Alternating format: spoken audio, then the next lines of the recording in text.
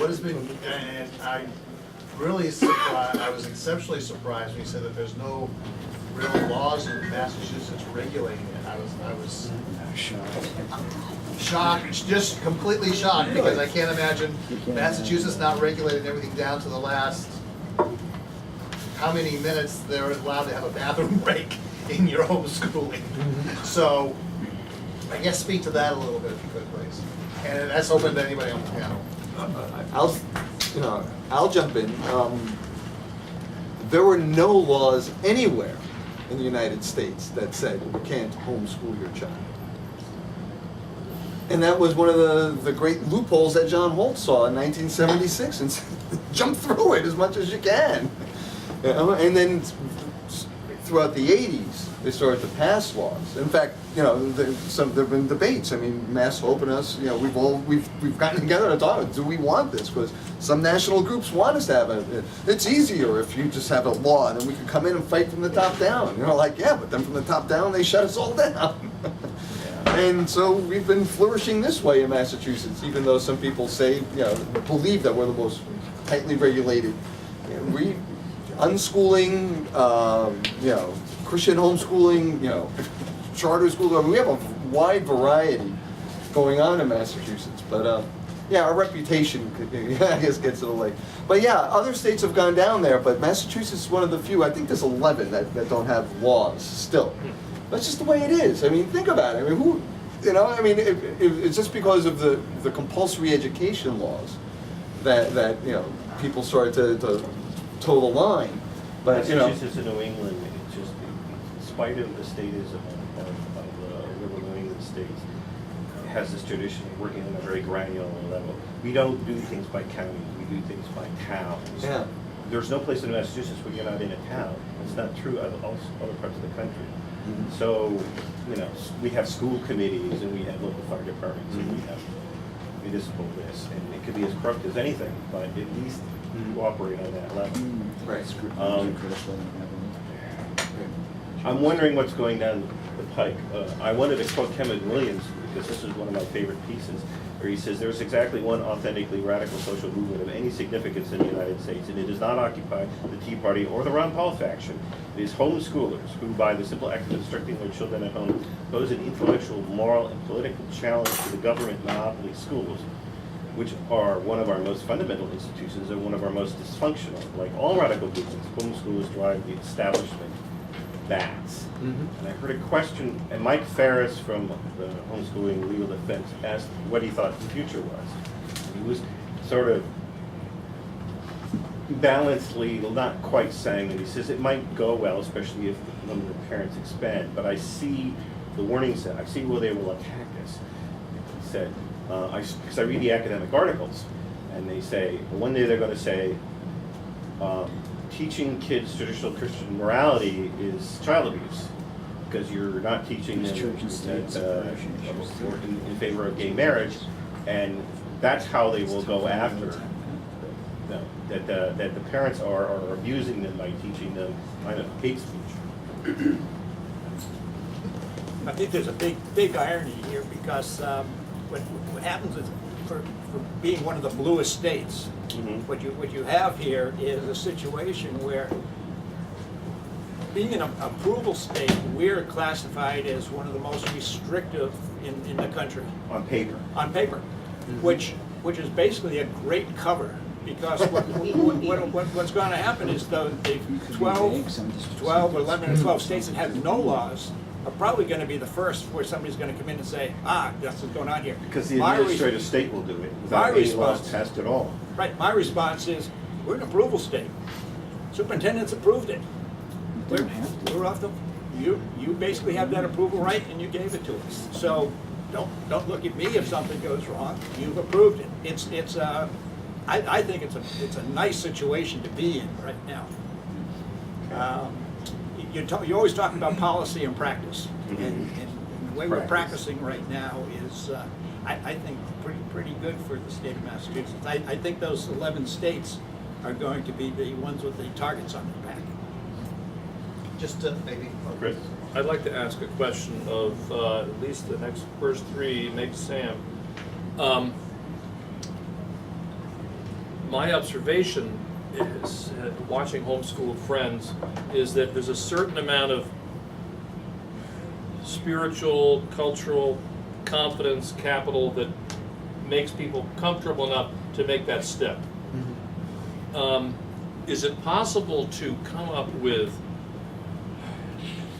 materials and get them out to parts of the population, different communities, different neighborhoods, different social backgrounds, where full-blown homeschooling is like too scary and too daunting, but you could supplement them and sort of ease them in, and over time, years, build up confidence? Because I sometimes say to people, homeschooling for some people is like becoming self-employed. You know, Right. you're already pretty competent. It's a step. For other people, it's like, you know, starting your bus company. It's just not happening. Yeah. It's not even in your, you know. And so I've been in the mode of meeting people halfway, or a quarter of the way, trying to get some model that, you know, a lot of people are just, they're not going to jump into this. Right. As great as it is, it's too foreign. Whereas I grew up kind of hearing about some of these things a little bit. So that's just to put a bug in your ear and you know. What people don't realize is within the last couple of years, there's probably about a dozen what we call learning centers that have started in Massachusetts. Okay. And these are, depending on how you want to look at them, the parents still get the approval, but then they take their children and they put them in these homeschool learning centers, where the learning centers will take on some of that education. But in effect, there's a cost related to it. So you're talking about a semi-private school. The parent still has the homeschooling, but it is that, you know, possible bridge that you're talking about if we could catch on. But it's hard to do that without you know, trying to make the business model work. Yeah. I was told the bathroom was up here. It is stripped out. You're already here. You're already here. Okay, bye. Oh, you're supposed to lock that.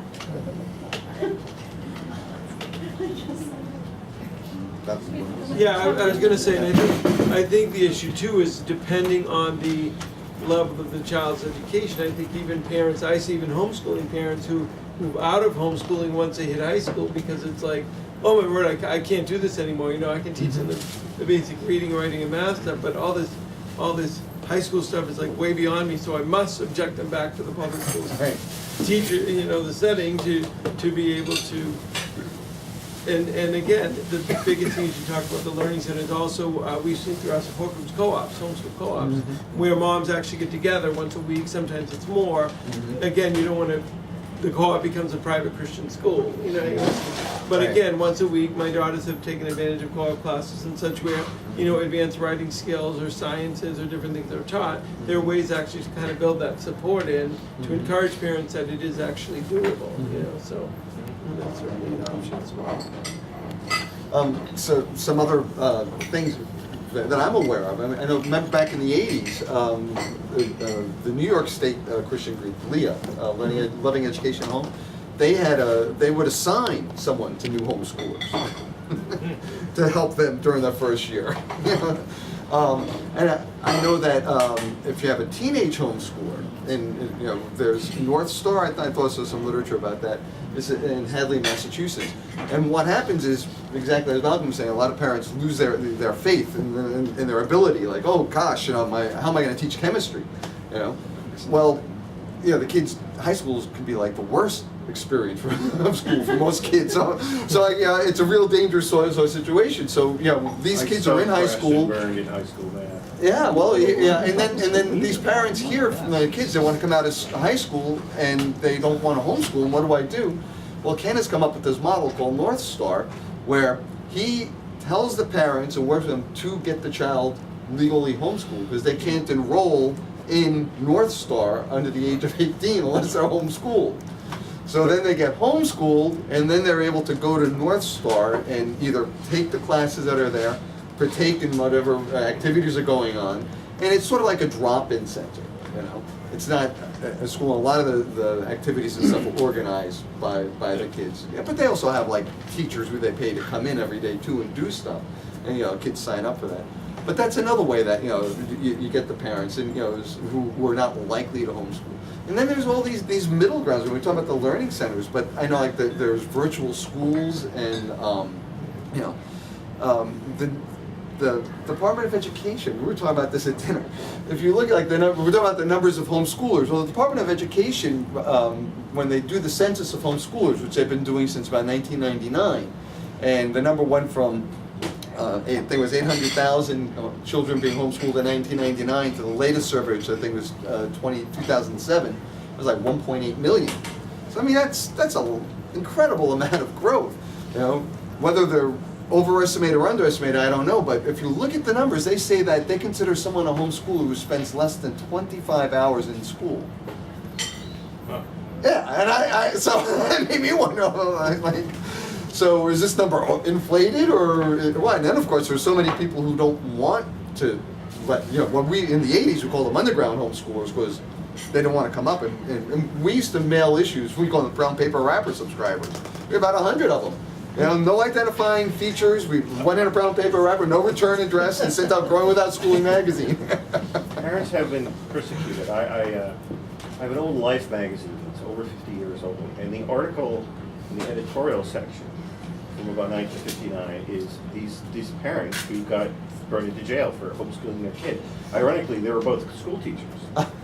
And they were being defended by Life magazine, but when nobody's looking and they don't think there's anybody going to come to their defense, then they swoop in. Well, that's another interesting thing. How many school teachers homeschool their kids? I'm aware of many. That's a lot. I'm aware. There are also institutions like this is one I know of, and it predates all the online stuff. There's something around here called the Russian School of Math, and it's run by Russian women who wanted to make some money. You know, came here, and I think it was originally in Newton, but I think there's some other locations. Now they regularly turn out, and of course their students are largely, but not exclusively, immigrants. They regularly turn out math geniuses. I mean, their average SAT score of these people who come out of these things is, you know, they've hit the ceiling. They can't be measured any higher. So, because the Russians looked at the math education and decided it was, even from a Soviet perspective, completely pathetic. So, now that's a rather more formal situation, but it's also, there's also an element of self-motivation. Kids want to learn the math.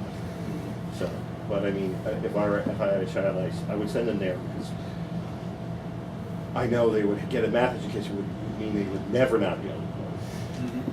There's one more phenomenon I just want to add to Chris's comment before on different options, especially for high school kids, and we're seeing more and more of this. I don't know if you're seeing that. Is the homeschool is taking advantage of the dual enrollment process in Massachusetts, because as soon as you hit high school, you can basically go to a community college, which means who needs a high school diploma when you can go to high school and get your associate's degree and have half of your four-year college covered by the time you get out.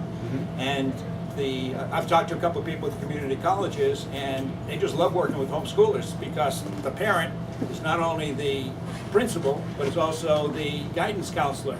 And when they go through the schools, they have to go through all this paperwork. When they go through homeschoolers, they just talk to the parent and things taken care of. It's a very, very interesting phenomenon, I think, is coming up. I want to say something about math and the Russians. I'm of the impression they have a different system of math than we have. The way they add and subtract is much more efficient. Is it? It might be. I believe that's the Almost case. every Russian you know disdains the mathematical abilities and the education of Americans on that matter. I have an old friend who's a mathematician. He was a member of the Math Olympiad, and this is a regular deal. I mean, it's always, the Olympiads, which are international, are always dominated by Russians or some country like that.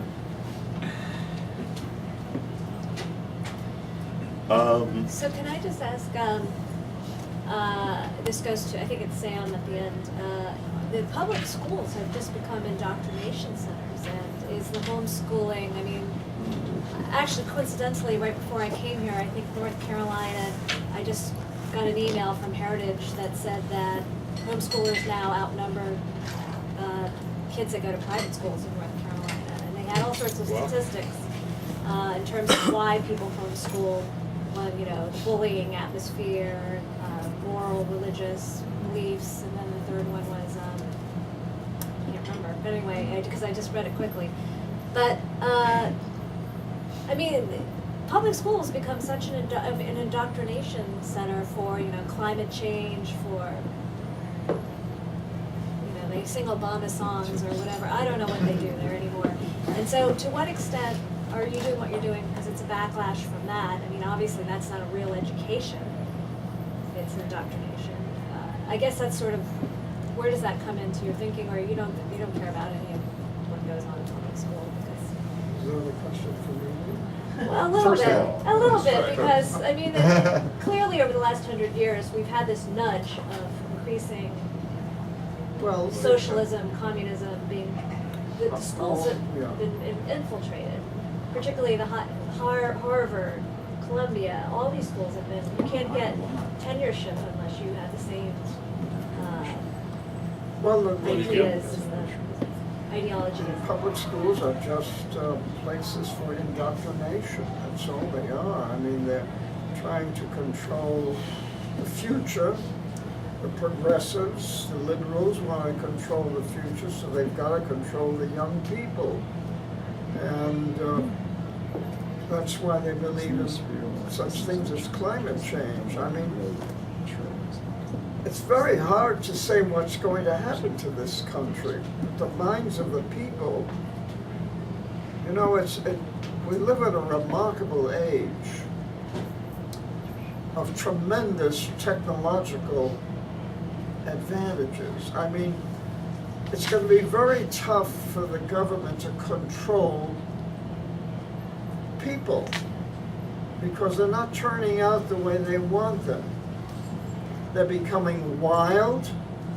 They're becoming, well, you can see what American youth is like. I mean, they may not realize that they're losing their freedom, in a sense, but their inability to use their brains make them very susceptible to government influence, particularly with the media and all of that. But we live in a really very dynamic age, and I often ask myself, to what extent will the grown-up homeschoolers influence our culture? Because here you have in Washington, D.C., in the Washington area, Patrick Henry College, which was created specifically for homeschoolers, and many of them have gotten positions among conservative congressmen. But nevertheless, are they able to deal with the kind of evil that now exists into the American government? Are they able to handle it? I was surprised that the leftists could take so much control of our government, despite the fact that young Christians are supposed to be watching these things and trying to prevent them. So I don't know to what extent the homeschoolers are being prepared to govern. Because certainly from a demographic point of view, homeschoolers are having much larger families than the liberals. You see, and I know, for example, Michael Farris has 10 children. Brian Ray, I believe he must have 10 by now. You know. And these children are spreading out through our society. So, in a sense, the reason why the Congress, the House of Representatives, has been able to stymie much of the leftist program is because of the Tea Party, which is very important, the Tea Party movement in this country, the awakening of a revolutionary right. You see, so homeschools have to get involved in politics. They have to shift. They have to work on their fellow, their neighbors, you see. Today's high school students come out seriously deficient in understanding the way our government works. You know, they're always doing surveys of young people and asking questions like, who's buried in Grant's tomb? They don't know, you know. George Washington may be buried in Grant's tomb. But I mean, you know, and that's become a great joke, is the dumbness of Americans, and especially of the young Americans, college graduates particularly. So it's a very mixed picture. We have a very confusing, chaotic kind of culture now. And of course, channel, you know, the media reflects that a great deal. I mean, you watch C-SPAN, and C-SPAN will have some great conservative conferences, and then at the same time you listen to the liberals, they sound insane. The country is really being run by a bunch of insane people. These are not mentally healthy people. And how they It's got that there, last 100 and of years course they of use the all dumbing of the down. tactics of the left. All of the lies. I mean, we have a president who lies at the drop of a hat. I don't even know, I don't think he even knows how to tell the truth. I don't think he knows what See. it is. And we tolerate all of this because